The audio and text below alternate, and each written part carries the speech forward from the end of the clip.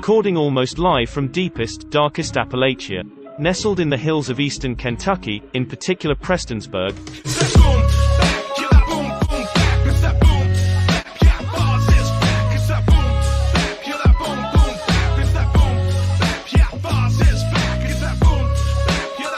It's the mWo podcast on Patreon. Hosted by the creepy Kentuckian and Uncle Bill. Take it away, Bose. Allow me to reintroduce myself. My name is Boz. Boz Rotten, that's my full name. Piece of shit, yeah, the most, it's the same thing. No good at this life thing. Boz. Howdy, folks, and welcome. It's the May 25th edition of the Midweek Obliteration here on Patreon. I'm the creepy Kentuckian. And I'm Uncle Bill, and I really think that added something to the intro there. Did you like that? Yeah. The Sadness is a 2021 Taiwanese horror film, and you and I definitely have a love-hate relationship with Asian cinema in general. Yeah. Back in the day, Tartan Asia Extreme released, like, they were one of those companies, like, much like Mill Creek Entertainment now. They were just throwing shit out left and right. Every week there were a couple other movies out.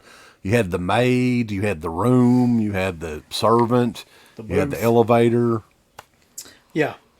They had, like, any structure that you could have haunted, they made a movie about it. I remember there was one about a DJ booth.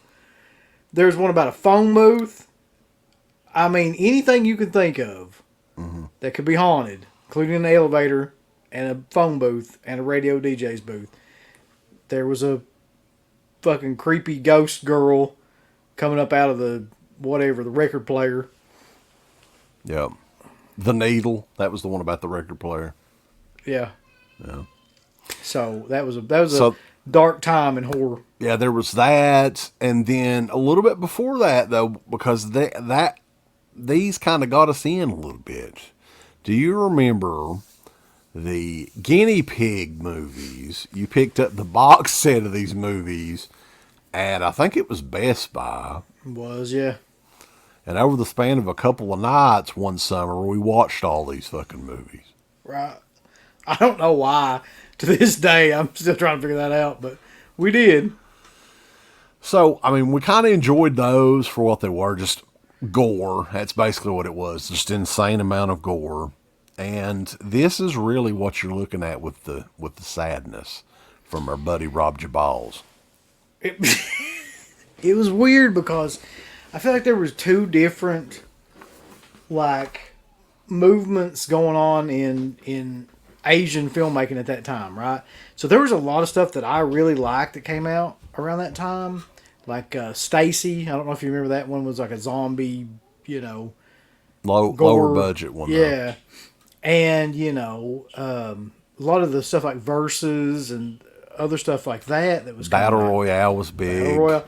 So all that stuff was going on, but then at the same time you had that whole where The Grudge and The Ring got popular, like all those rip-off movies, which were awful. Like, I hated them. They were all exactly the same, except for they just changed the location. And like this movie here, though, it's been getting a lot of praise online. And it was a movie that, shot in China during the pandemic. I mean, the pandemic is still going on. But this was made, I'm thinking 2 years ago when the pandemic was like at its height. It came out over there last year. So the making of this, I know there's a couple of physical releases out, but I don't know if there's any sort of making of documentary about this. Would be very interesting, especially considering what the subject matter is of the movie. I'm not even really sure how to describe this movie.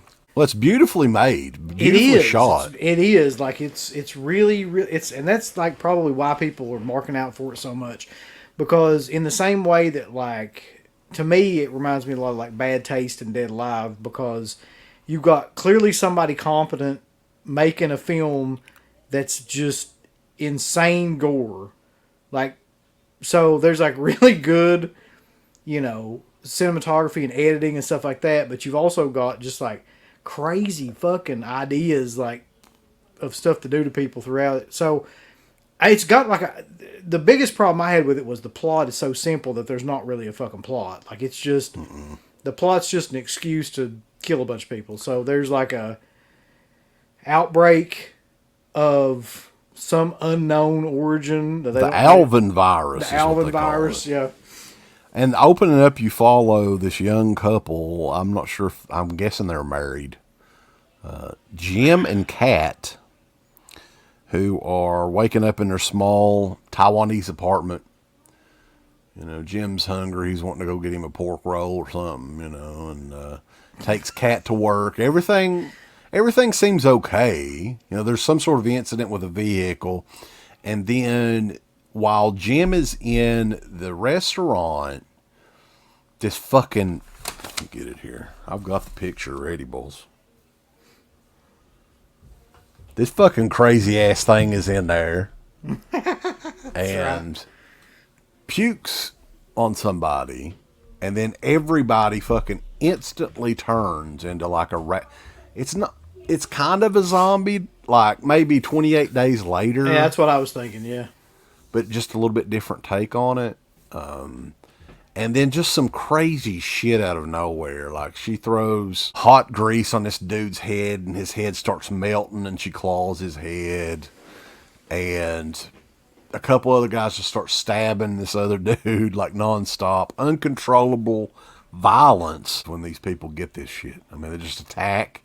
They're like ravenous, you know, animals, Uncle Bill. Yeah. I mean, in the same vein as like 28 Days Later, there's a new component to this one though, which I thought was interesting and also kind of fucking crazy, which is the way they explain it is kind of half-assed, where it has something to do with the limbic system, where it activates like all these pleasure, you know, all the desires of things you've ever wanted to do. You do, but you're still also simultaneously like aware that they're wrong, but you can't do anything about it. So there's a sexual component to it where it makes you want to do like violent and sexual acts at the same time. Such as skull fucking. Yeah, exactly. Yeah.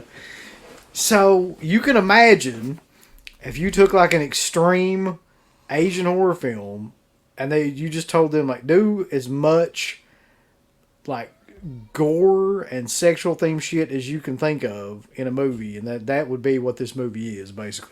So yeah, you're following both sides. Like Kat and Jim are separated, and you follow them both up to a point, and then like with Kat, I think it starts in the subway system with another crazy, like which is great. That whole sequence is great. Most of the city is pretty much like deserted. All the the uninfected people, they don't exist. They're either killed off or they're gone or whatever. And then like there's some other side plot too where there's like a doctor that's been studying the virus, and he thinks that Kat has some sort of immunity to it and wants to take her to get study her blood and see why she can't get it. She's like ends up being like one of the only ones left. When it gets to that point, it actually kind of slows down quite a bit. Yeah. But prior to that, like they threw everything that they could, man. It just scene after scene after scene of people being brutally murdered in like all these different ways, and like there's one scene in particular. There's two scenes really. There's one scene where this chick is just kind of like sitting on this subway with one of the lead characters. What was her name? Because I didn't keep up with the names. I'm reading all this shit. Oh, Kat. Kat. Yeah, so she's sitting with Kat. And like one of the brilliant things they did with this movie too is they would introduce a character for a little bit so you would kind of see what their personality was like. And then before they turned them into like a zombie. And then so you'd see how that kind of came about when they were full of the rage virus or whatever. The Alvin and the Chipmunks virus. One of the things that I thought was interesting too, and it's like the first giveaway that they're infected, is they start crying Yeah. a little bit or whatever, which is interesting. Yeah. And I like it's not technically a zombie movie like we were saying, but I like the fact that within an instant, everybody in an entire room has went nuts. And I don't think anybody has really ever done that before. The other scene I'm sure is the one that you're going to mention on here is much like what happened with COVID-19, the president, of course it was the president in China or whatever, got in front of the news people and everything and is saying, oh, we don't think this is related to the Alvin virus. There's nothing to believe, And then his assistant, right after he gets, the president gets done speaking, he starts getting all sweaty and there's something going on there. He has a grenade in his hand and right in front of the news people, like shoves the grenade in the president's mouth and his head just fucking like. It was great. It's like a scanner's kind of. Yeah, it was explosion. An updated version of that for sure. Yeah. Very nuts. Very crazy fucking movie. But the thing, it's really is like they take it too far in a lot of ways, in a lot of scenes, because the thing about this movie is I guess like there's no boundary about what they'll do. So it's like anything sexual and violent they'll do to anybody, like kids, like anything like that. That I don't think that's ever shown on screen in this film, but it's implied in a couple of different scenes. Like that's what they'll do, like if they get a hold of anybody. And the other scene, which to me I was like, I can't watching that, and Savannah and I were watching this together, by the way, and like, did she enjoy it? She was watching it, and she looks over at me, and I look over at her, and we're like, what? They really fucking, like, did this. Is the scene where the guy from the subway, who's already turned and everything, who's pursuing this lead character all the way through the movie. That's the kind of like the driving force of the movie, is he's pursuing Kat, like, all the way through it. Kat. But anyway, like, gets to the one woman, the other woman that he met on the subway, and she got her eye poked out, and he, for lack of any kind of other term that I can think of, has ocular intercourse. Ooh. That's when you know you're really taking the relationship to the next level, Uncle Bill. When you have ocular intercourse? When you get some ocular.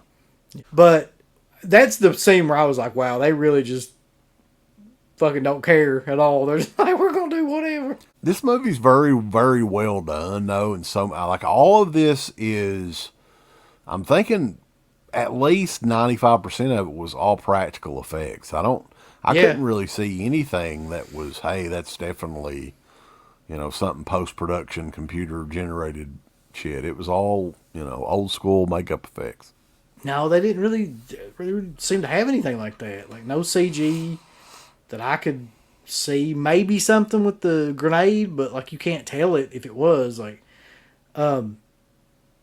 maybe some stuff, even the baby stuff, when they got to that part and everything, looked like it was practical, too.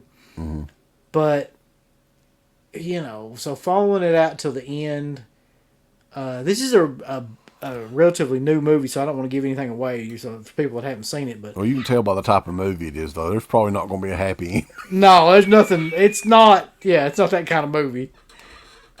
It's incredibly fast-paced and edited, like, really, really kind of fast, but not like Rob Zombie fast, where you can't tell what the fuck is going on, but, like, at least it's like... This is Rob Jabazz fast. Right. Rob Jabazz is really into, like, pushing the story forward, because it's only like 90 minutes, I think. Yeah, it says 99 minutes. And it is, it's Mandarin, so it's subtitled. And I'm not talking about oranges. No, it's not that. So, yeah, you're all going to have to read it. Not that I'm not a big fan of reading. Everybody knows that. That's not the case. Whatever happened why did they quit doing dubs for movies? Like, there's nobody that does that anymore. It's a good question. I don't know, especially for a movie like this. Like, I don't know why they wouldn't do that. The good thing about this movie is that it's not really, you don't have to read a lot because there's not a lot of like intellectual stuff or like exposition or anything like that. Like it's That's just one good thing, yeah. Yeah. There's actually not a whole lot of dialogue really in it. no, Not too and there's much. not really a need for it. It's basically just people being chased around and killed. So, But Sarah got to watch a little bit of it, but I don't think she got in on any of the really good stuff, you know, like the head exploding scenes. Thumbs up, up you butt. like, subscribe, and if you subscribe, here's something else you can do. Once you subscribe, you can click the bell notification, right? And it'll notify you anytime that Dead Pit puts up new shit. Or don't. I really don't give a if you do or I not. want you to. I want you to. I don't care. Let's keep our community growing here on YouTube. I don't like it. I don't want you to touch nothing. Listen, they need to do that now. No, don't you Yeah. dare touch it. Thumbs up, subscribe, and click that bell. For this video officially ends, Oh Curly Jaws has a message for you. Go on over to shop.deadpit.com and go look at their Teen Public store right now. You've got some new shirts like the Oh Curly Jaws official t-shirt, which is brutal and badass. You got the Yummy Gummy shirt with the captain himself on the shirt. You got Uncle Bill's face on a fucking shirt. You got the Final Girl shirt. You got all these shirts over at shop.deadpit.com. Get them before they're all out, especially the new one, Bedtime 1039. It doesn't get better than that, so go on out. Check out these shirts at shop.deadpit.com. Go look at their Teen Public store. You're going to have a good old time. Get them all! Thank you to all of our supporters on Patreon. Dead Pit on Patreon.com is the only place to check out a complete archive of the old Dead Pit radio shows all the way back from 2005 on, in addition to the midweek shows and fan commentaries, exclusive podcasts, and much more. Dead Pit on Patreon.com if you're interested. Tiers start at only $1.